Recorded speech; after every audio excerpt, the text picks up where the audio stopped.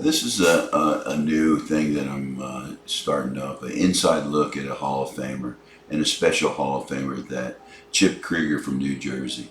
And the way softball works, there's a little story behind this. The first time Chip and I met each other, two Jersey's boys going at each other, he was ragging on one of my teammates, Jim Lyle, and I always stick up for my teammates, and I got a big mouth, and I think I was a tough guy back then. And Chip is a tough guy, so we started yelling back and forth at each other, but and nothing came of it. But that's the first time we met. But we became fast friends after his team broke up. First call he called me, say, "Hey, you have any room for a new player?" Sorry, first day with my new tongue, but I said, "Sure, Chip," and there's where a great relationship started. Him and I were like brothers from a different mother.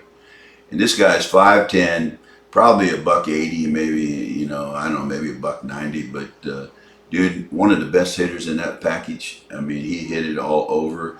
Look, they walked him to get to Dave Reed. That ought to tell you something. Walking Chip to get to Dave. He had hit 3 or 4 home runs before that, but yeah, that's a sign of respect when they walk you to get to one of the greatest home run hitters there was, Dave Reed, in the '60s. So this is a short little clip about Chip. He's a special guy. He does use the F word a lot, and we had to bleep him, several times. But what a nice guy. He's just one of the best hitters. A little feisty, just like me. Like I say, we could be brothers.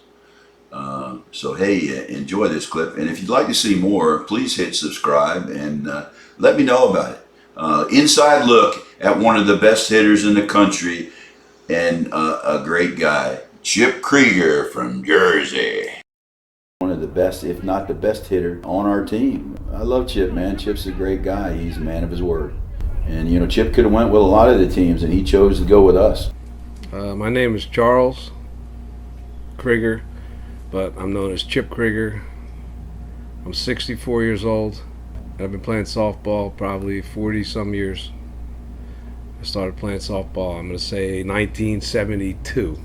In New Jersey, I still play with the younger kids. I still play with 20-year-old guys, 30-year-old guys. I'm fortunate that I can hit, so I can still play with these guys. And they are, in all, pretty respectful. But they'll come up to me and they'll go, what about, that senior team and this and that.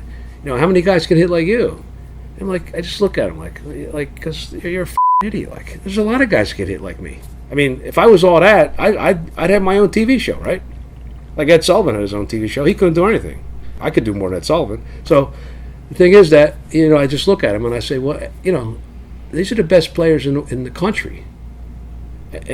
Yeah, I like to think I'm one of those guys, but I'm not the only guy. There's a lot of great senior softball players.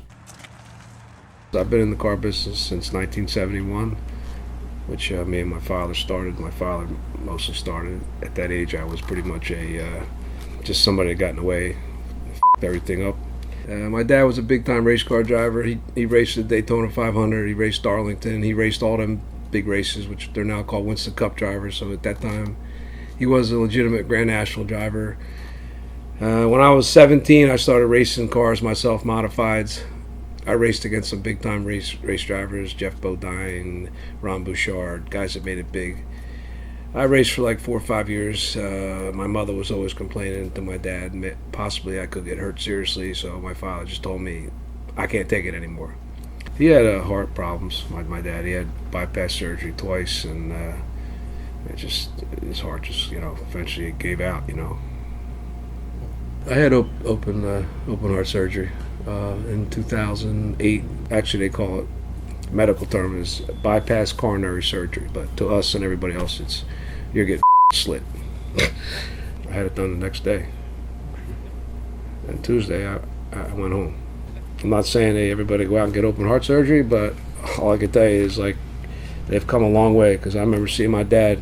He had his done in Temple, and he was all wired up and phew, it's a real real check on your brain when you see your dad, any of your family member laying there like that, wires coming out everywhere, And if I didn't get that check, I probably could have just popped.